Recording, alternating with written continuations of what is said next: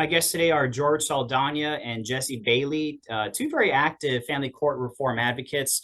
We're here today to talk about 2503, which deals with child custody exchanges. There are two new bills that are going to be changing the way this is enforced. We'll talk about that. But first, talk about the old system and why it was necessary for you two to become involved in getting this new legislation passed. Hey, well, thanks for the question. Thanks for inviting us. We're Team Texas 2503. I kind of started this ordeal in September 1st of 2017. I was having issues with seeing my children with a valid court order. I went to police. They told me it was a civil matter. I talked to my state rep, my state senator. They told me they couldn't help me.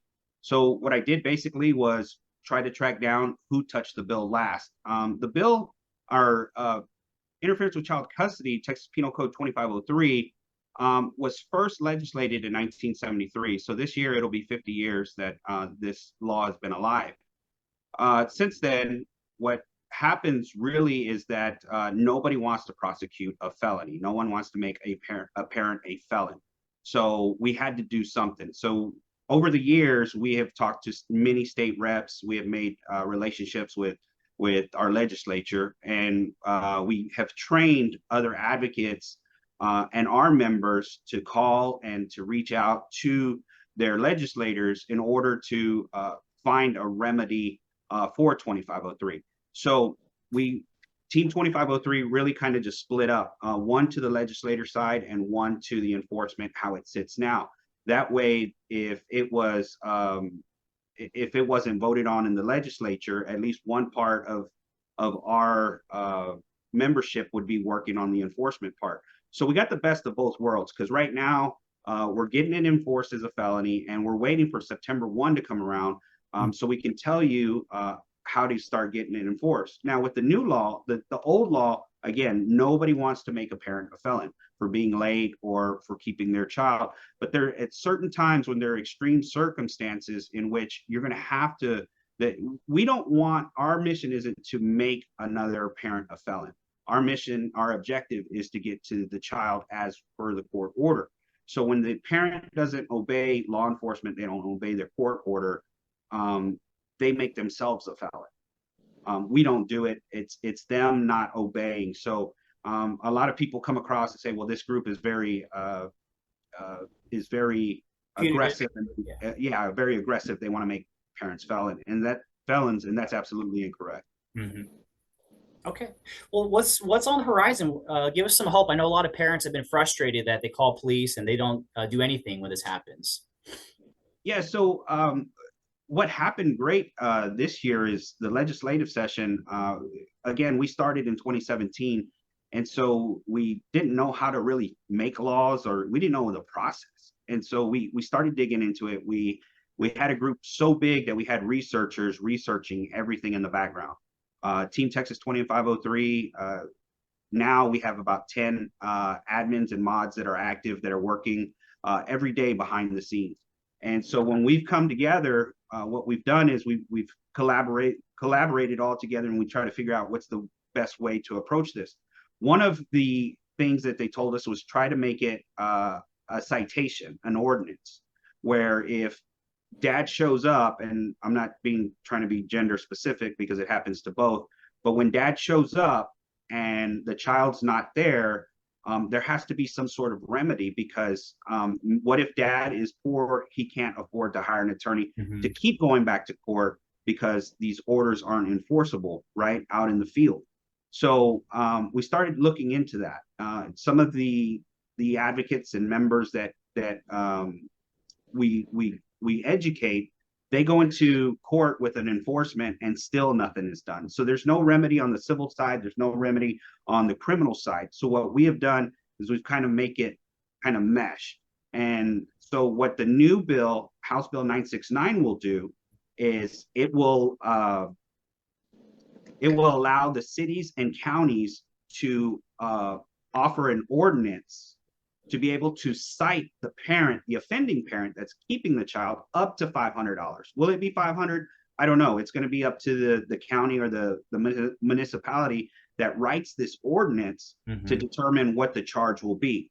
So basically, when that happens, it's like a speeding ticket. They'll have to appear before a municipal court, and they'll have to tell the judge as to why they didn't turn over the child. This has some great benefits for parents. And when I say this, it creates a paper trail. It creates a paper trail and disposition trail, because when they go into municipal court to pay this fine, either they're going to have to be either fined, they're going to get probation, it's going to be dismissed, right? Those are the dispositions that could possibly happen. When those dispositions happen, you can take those dispositions back to your family court and say, hey, look, judge, my ex was cited with 3 citations for failure to turn over the child. Here's the documentation. Here's the citation. I think it's time to modify custody. So it brings revenue in to the county and to the municipality that has that ordinance. And then they're going to want to obey the court orders now, because they're going to gain some revenue out of it. And it's a win for everybody. It's a win for the county or the municipality. It's a win for the good parent. It's a win for the judicial order that was rendered in the best interest of the child, and for the children to see their parents. Right. And that's the main objective. Is everyone wants to say that these parents have a duty to support their children. And support just isn't financial. Support is mental and emotional. And to be able to support your child, I don't want to say correctly, but in order to support your child effectively, right, you have to have some sort of accessibility to the child. And if you don't have accessibility, this is the bill, which is now law, that's going to be able to help you with that. Let's talk about the other 3025. This one deals with aggravated kidnapping. This is related. 3025, it is interference with, it's basically it's a felony whenever you kidnap the child and take them out of the state, out of the country, out of the state. Like it's called Bianca's Law. And it was about a little girl that her dad took her to Mexico, and they couldn't find her for 25 years. And by the time they found her, they couldn't enforce it because of the statute of limitations. So basically, there's no statute of limitations anymore. But it is interference with child custody 2503A3, which is outside the United States with the intent to deprive the person entitled to possession of or access to the child. So there's no statute of limitations on it anymore. Okay, so that's been lifted. Give some advice for folks that are hearing this, they're living across the state, they want their city or county to pass this new 969 bill. What should they do? I know it can be a complicated process, but any advice or any words of motivation how they can get this thing across the finish line? The first thing you need to do is build a relationship with either if you're in the city, it's going to be your council member. If you're out in the county, it's going to be a county commissioner. You want to build a relationship with them. You want to tell them your story. You don't want to get into the depths of your story, but you want to tell them, hey, I have this issue with interference with child custody. Nobody enforces these judicial orders, and this new law will provide an ordinance, and it will give back to the community, it'll give back to the municipality and to the county for doing what's right. And so when you build that relationship with your council member or your county commissioner, you want to ask them if you can bring this ordinance before city council or the commissioner's court, and you just tell them, hey, I want for you to propose this ordinance for us. Can you write this ordinance for us? I'm sure we'll have drafts, ordinances that we'll be able to share with everybody. You can find us, Texas Team 2503. We have a page, a public page on Facebook, and we also have a private group, Interference with Child Custody, Texas Penal Code 2503. You can find us on Instagram, TikTok, YouTube at Texas 25.03. Those are all of our handles. You can communicate with us any which way. Right now we have a very strong group of 3,000 members.